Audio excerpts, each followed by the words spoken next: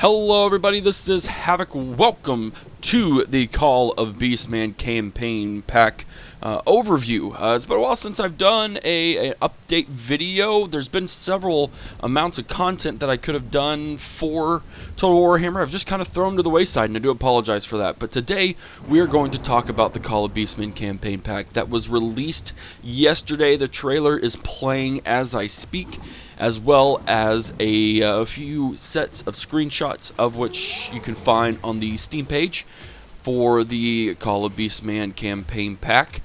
So if you want to look at them or get them for yourself, they are all there, which you can open up in a browser and download and use for your own stuff. So today I am going to just be talking about the overview. I may get into more details after that. I'm not real sure. I don't want this to be a super long video. So anyways, I did watch the trailer. The trailer is very enjoyable, for one thing. I do want to say that it is a very well-made trailer. Very beautiful, very gorgeous, and just to me it gets you pumped. It gets you pumped for the campaign and for this expansion pack. Anyways, let's get on to it. About this content, the Total Warhammer Call of the Beastman campaign pack, it will give you the new Beastmen race in the Grand Campaign, 2 new playable legendary lords, the new Eye for an Eye story campaign, and hordes, pun intended I'm sure, of new unique units, monsters, heroes, magic, and game features. Now the basis of this, something stirs in the deep, dark forest of the old world. Between the twisted trunks, the beast lords grow restless with an all-consuming battle thirst. They gather to them great war herds of barbarous, bestial fiends forged in the time of chaos, dark amalgams of human intelligence, animal cunning, and raw, reckless ferocity. As the beastmen emerge from their woodland lairs, 10,000 hooves stamp in an agitated union, and a foetid musk rises from the sea of matted fur. The bray of the battle horns pierces the gloom and beyond. From Bordello to Ostermark, the call of beastmen will be heard across the old world. The Call of the Beastman campaign pack introduces the Beastman as a playable race to Total Warhammer, a feral, chaos-tainted horde race. They move like a plague across the old world, feeling half-human aberrations and colossal beasts in battle, many of which feature new, unique abilities. The Beastmen are playable in the campaign, the Grand Campaign, custom and multiplayer battles, and their very own story campaign in Eye for an Eye. Now we're going to go a brief overview of the Eye for an Eye story campaign. An Eye for an Eye is a compact story campaign that pits the Beastmen in a berserk guerrilla war against mankind. The theater of conflict is a bespoke campaign map representing the densely forested landmass stretching from the Reichland Channel in the west to the Hochland in the east. The player assumes the role of legendary beast lord Kazrak the One-Eye as he lays waste to lands of men and attempts to slay his nemesis Boris Todbringer, the Graf of Menenheim. Other beastmen tribes lurk in the wild woodlands, however, and a great show of arms will be required to secure their loyalty. Alright, so that's essentially the basis. Now it's cool. I'm going to go over their campaign playstyle. This definitely has a mix of the factions we've already seen, but I think it'll be a really good. They've improved on it from what it seems a little bit, and really will help bring the Beastmen to become a very unique faction. So their campaign playstyle, they have the Horde gameplay. The Beastmen offer a uniquely aggressive Horde-style campaign game, carrying their infrastructure as they travel and never settling in the conventional fashion, which is typical of the Horde gameplay we've seen from both Attila and the Chaos faction. Unlike Chaos Warrior Hordes, however, all Beastmen units bear the Resilience passive ability. This makes them immune to the attrition caused by infighting when 2 or more hordes stand in close proximity, and promotes a more collaborative approach between hordes. So basically, they're like Chaos in that they have the Horde. All of your city management will come from the stance of encampment, in which that's the only time you can build buildings, and then when you're on the move, it doesn't do anything. But You can have 2 hordes together, and there is no attrition suffered, which is definitely unique. The Chaos Corruption. The Beastmen also spread Chaos Corruption wherever they go, destabilizing provinces and causing attrition to enemy forces. With unique heroes, building chains, tech trees, recruitment options, Lord and Hero skill trees, and an exclusive lore of magic, the Lore of the Wild, they offer a new and feral way to play Total War Warhammer. So they do spread Chaos Corruption, since they are a Chaos tainted faction, and but they will be certainly unique because they bring in a new lore of magic, the Lore of the Wild, which should be pretty fun and interesting to see, and a new and feral way, just punning the tar out of this description for sure. They have Bestial Rage. Each army led by a Beastman Lord has a Bestial Rage meter. As the army raids or engages in battle, this meter rises until a new Braid Herd is summoned, an AI-controlled Beastman horde that can be directed by the player to specific targets or support the parent army as it moves. If an army's Bestial Rage falls too low, it may begin infighting, leading to loss of troops, and in worse instances, mutiny. So this is taking the WOG meter from the Greenskins and transforming it, modifying it a little bit to reflect the Beastmen. Now, I know a lot of people are like, well, why are you just copying content, copying and pasting? I don't think they're copying and pasting. I think they saw a mechanic that was, I wouldn't say broken, but could have been improved, and they are using it in a better way. So now you can control your WOG if you want to. You can send them after specific settlements, or you can have them just follow you, which I think definitely is a good mechanic. And while they have the Resilience passive ability where they won't infight with 2 hordes together, if they're fighting, I almost said fightiness, if their Bestial Rage falls too low, it will do the same thing as the fightiness of the Greenskins.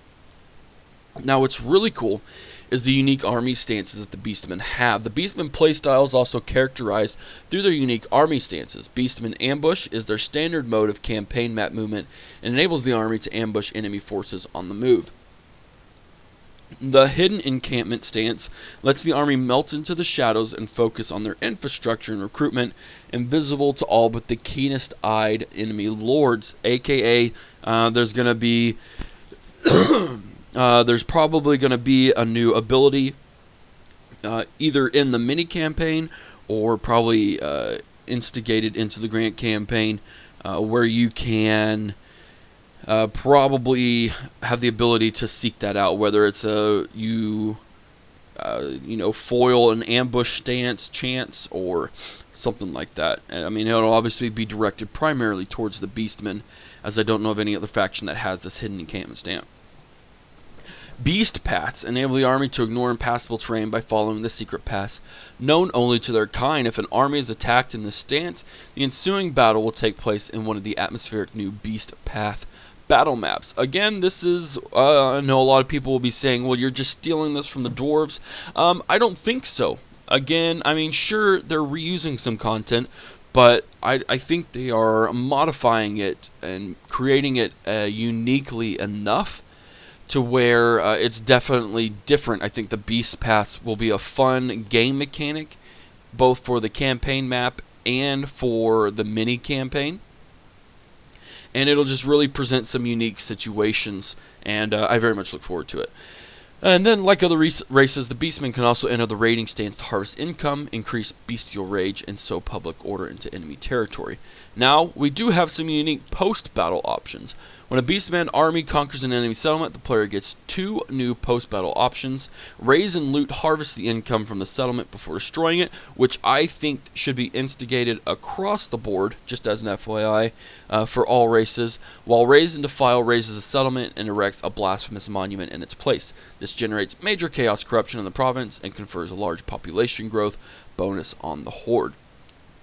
So there's some 2 new post-battle options there for you. The Dark Moon Rises. The Beastmen share dark bond with Morsleb, the Chaos Moon. As it waxes in the night sky, they are given to feats of drunken bacchanalia and ghastly sacrifice beneath this sickly gaze. When a periodic full moon event occurs in the Beastman campaign game, the player must direct his war herds in which twisted act to perform. There's often a price to be paid for such dark celebrations, but more slib always rewards the faithful. So that's an interesting game mechanic. So you're gonna either be given two options to do once this wax in the night sky, when this periodic full moon event happens, which I'm sure in some way will probably either affect leadership for a time, or will actually sacrifice units. I'm not sure. We'll see once more content has been released. We're going to get on to the Legendary Lords. A Beastmen Grand campaign may be led by one of two Legendary Lords. The fearsome Beast Lord Kazrak the One-Eye, or the blasphemous Bray Shaman Malagor the Dark Omen. Each has their own skill trees, abilities, quest chains, legendary items, and grand campaign start positions, which is also cool that they have their own unique start positions, which means multiplayer campaign especially. That means that this faction has been created with a multiplayer campaign in mind for co-op campaigns. What am I thinking here? Aha! Kazrak begins in the Grand Campaign in the Tabaro region of Astalia, while Malagor begins to play in the Marshes of Madness deep in the Badlands. So they are like not even remotely, well, I guess they are close to each other, but they're pretty decently far away. It's not like Altdorf and then whatever that region is right next to it. I can't think of it. It's very unique starting positions.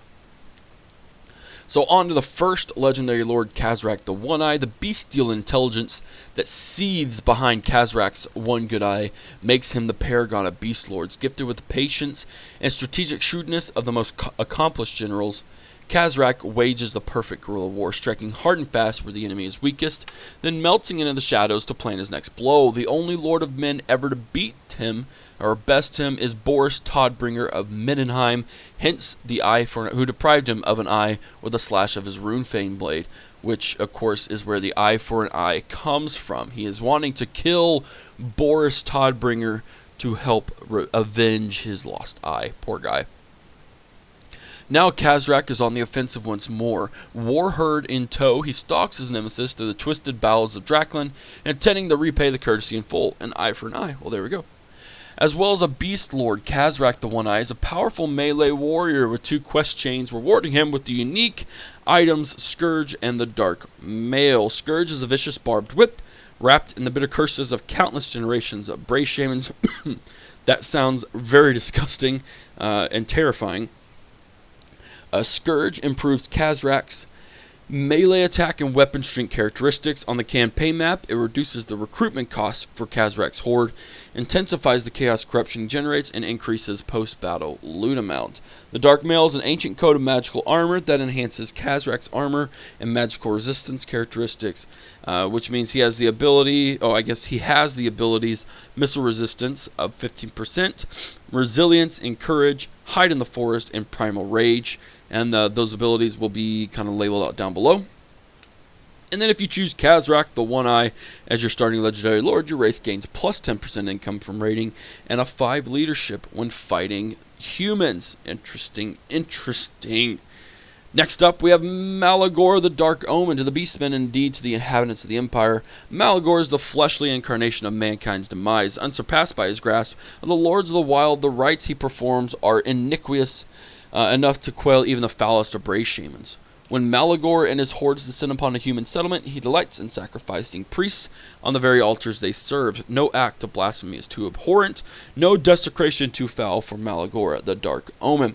He has a single quest chain which rewards him with a unique item, the Icons of Vilification. This filth-encrusted collection of blasphemous relics, the skulls of dead priests, branches torn from the hallow trees of the Athaloran, and more, reduces the recruitment costs and increases the rank of lesser Bray Shamans. In battle, the icons emit an aura that increases the damage output for those around Malagor. He has the abilities of missile resistance, resilience, and courage, hide in forest, and primal rage. He can also unlock a unique skill at level 15, Something Wicked This Way Comes. This confers a permanent hex spell on Malagor, causing -4 leadership to nearby enemy units in battle, and -3 leadership to enemy armies in Malagor's campaign map region. If you choose Malagor the Dark Omen as your starting Legendary Lord, your faction can field one more Bray Shaman, and all your characters gain +5 movement range. Personally, unless I see his spell, his Oh, goodness. His spell browser and things that he does, I'm probably going to go with Kazrak the One Eye. His benefits seem to outweigh the Dark Malagors, the Dark Omens, but we'll just have to see. There are two unique hero types now I want to lay out. The Gore Bull, they are hulking twin-horned melee specialists. I think probably reminiscent to centaurs. Minotaurs, there we go. The very mightiest examples of Minotaurs. Well, there we go. I wish I would read a little more. Combat prowess aside, they also boast newly configured skill trees, offering more specialization options. These culminate in powerful, passive, and active support skills, which enhance the campaign and battle capabilities of any horde they join. The Bray Shaman, they're spellcaster heroes capable of employing the lore of death, the lore of beasts, or the bestial school of magic known only to the Beastmen, the lore of the wild. This lore boasts a variety of unique hexes, augments, and magic missiles, but arguably its most powerful spell is the Savage Dominion, which enables the Bray Shaman to summon a Cygor directly into the thick of battle. Very nice. Very nice. Bray Shamans seem to be pretty powerful, I hope they took that in consideration. There are some unique battlefield abilities, and yeah, this is pretty cool, so I want to go through them real quick. Unique abilities are as follows. They are resilient, which means that they won't get the attrition and infighting from being too close. They have Primal Fury. Many gore units, have the Primal Fury ability, which brings a constant active buff to their speed, charge bonus, and melee attack characteristics. There's the Rowdy ability. Centaurs are emboldened when fighting, drinking, and feasting together, although such bravery is only temporary at best. In battle, they gain immunity to vigor loss and a leadership bonus. If their morale begins to waver, the Rowdy effect is lost. And then Blood Greed. The Minotaur's Blood Greed makes them vicious combatants and brings buff to their charge bonus, speed, weapon damage, and melee attack characteristics. There is the Soul Eater ability. The towering bipedal Cygor feasts on the souls of wizards, and any spellcasters within range of a Cygor's aura suffers an increased chance to miscast. That's cool. I like that ability. Thunderous Charge. The porcine tusky bulk of the Razorgore makes for a thunderous charge, granting buffs to its charge speed and charge bonus characteristics.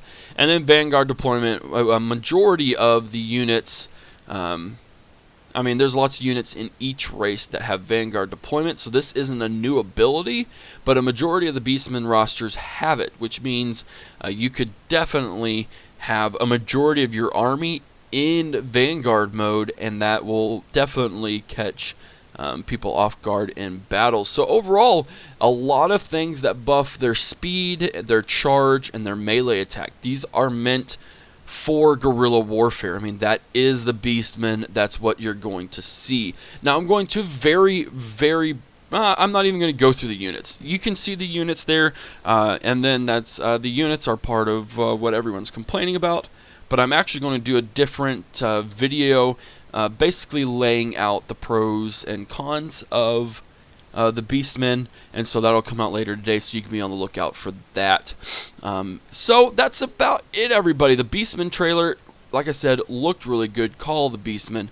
I'm looking forward to it. I think Warhammer has needed some worthy new content, and I think that this definitely is going to do it. Again, give my pros and cons in the other videos, so be on the lookout for that. But it is currently 10% off over on the Steam page. The link will be in the description of the video. So I do hope you enjoyed this brief, almost 20-minute overview going over. There's this very in-depth. There's a lot of things that they've added to this campaign, this mini campaign, that I think will be very good and will get people excited for Warhammer if they haven't been already. So if you did like this video, give it a thumbs up. If you haven't already, hit that subscribe button. Follow me on Twitch, Twitter, and Facebook. Be on the lookout for the next video. This is Havoc, and I am out of here. Peace!